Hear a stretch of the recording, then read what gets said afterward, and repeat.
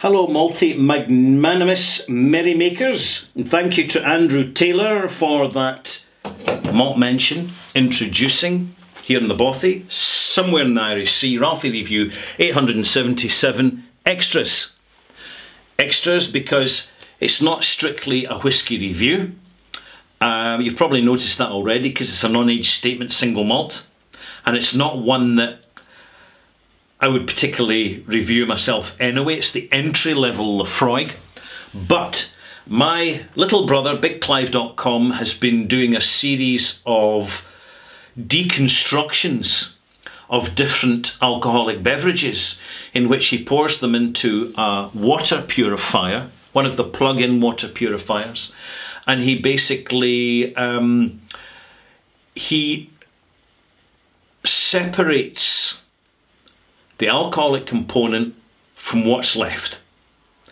And it's not strictly distilling, because distilling is a specific process to turn low wines into higher strength alcohols. This is in fact, what's the name again? Oh my goodness, it's right in the tip of my tongue. I had the name even before I started recording this. Old age doesn't come alone, I'm just sharing that with you. It's, oh jeez. Give me a second, I won't be a minute. I'll start pouring it and then I'll remember.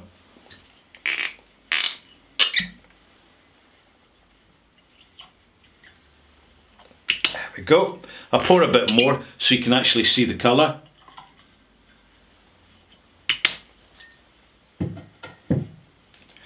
And I'll pour some of this too and explain it shortly. Oh, there you go. It's a process called rectification, right? Rectification, in which you basically purify or separate one section of a liquor from another because of their different molecular weights. And he's put a bottle of Laphroaig through his water purifier, and as you can see, I now have a completely clear version of what used to be Laphroaig. It's clear as vodka. When I nose it, it's mild, sweet, and slightly chocolatey. Yeah, you weren't expecting that. There's a hint of chlorine about it. Gradually over time, and it will take time, the mild phenolic residue starts to become a little bit more noticeable. Taste-wise,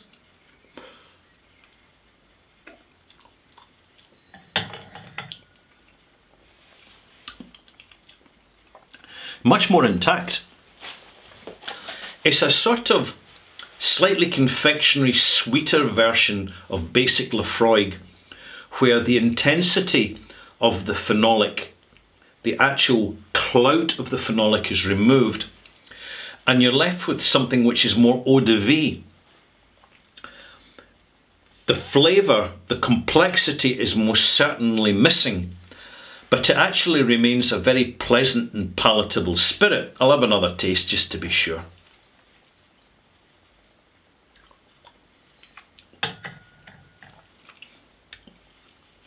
To be honest, I think some people would find this more accessible as a beverage than the original contents. But what was left behind in his water purifier is this. Very cloudy and very interesting. The nose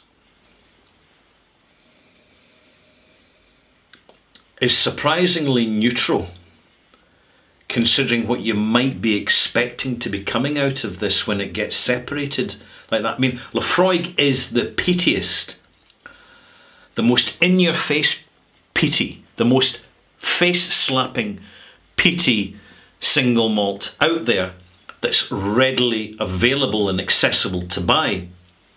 I mean, there are others like Lecheik, for example, and Longrow, but they're far less available.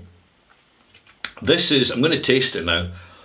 I've already tasted it, to be honest, so it's not going to be a shock or a surprise. But you get something that looks like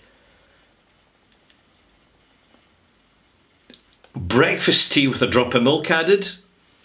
That's the appearance.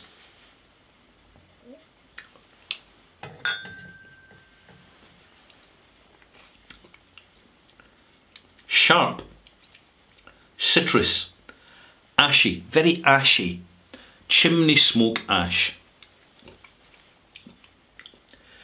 I have to say it's not particularly pleasant, but it's very, very interesting when you take a whiskey and just separate it out from the volatile components, when you remove the alcohol from the other components that are making up the whiskey. The reason it's so cloudy is to do with the phenolic content that's come through in the distillate, along with vegetable oils from the barley and extracts from the cask. This is a very young single malt. It hasn't extracted much from the cask. And the reasons for that is because when you put less active casks in to your portfolio for this style of whiskey, it keeps the phenolics fresher. And people buy Laphroaig for heavy peatiness. That's what the brand's associated with. So when you separate them out, it's an interesting and eccentric experience. And what's kind of curious for me is what happens when I add a little bit of this into a standard bottle of Laphroaig? Would it make it more Laphroaig-y? That's a project for the future. But what I'm going to do is add this to the glass, and bear in mind this whiskey has been chill filtered. It's slightly cloudy, but certainly nowhere near as cloudy as when you've got the residual extract. Has it reconstituted as a Laphroaig?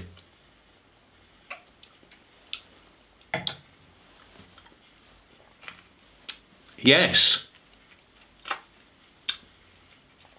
Slightly tamed, slightly sweeter, slightly subdued, but definitely distinctively yes, even down to the TCP notes. This is a novelty. It's supposed to be a novelty. I'm doing it to save you the effort and just to link up and have a wee partnership, something meaningful with my brother's site, bigclive.com. Pop along and have a look at it if you're interested in gadgets and novelties and teardowns of products that you can buy on eBay, that sort of thing. But in the meantime, from my point of view as a whiskey anorak, it's just been very interesting. I have to say, it's not something I would do myself.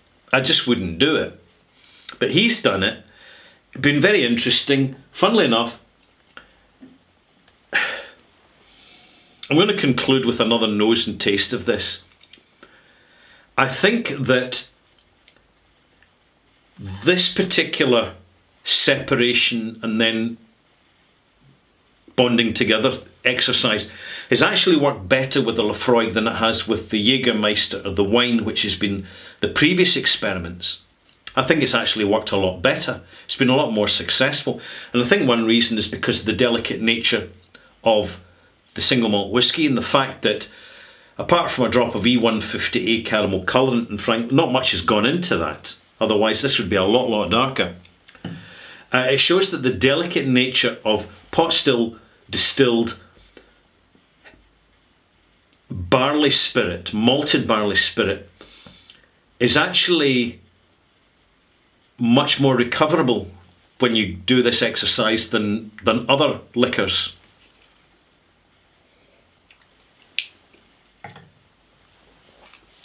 It's got a sweetness about it as well.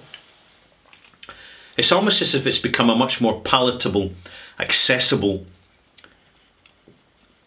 less brittle version of what it used to be as the entry-level non-age statement Laphroaig in the range, the one that you can find in a supermarket. I bought this in a supermarket.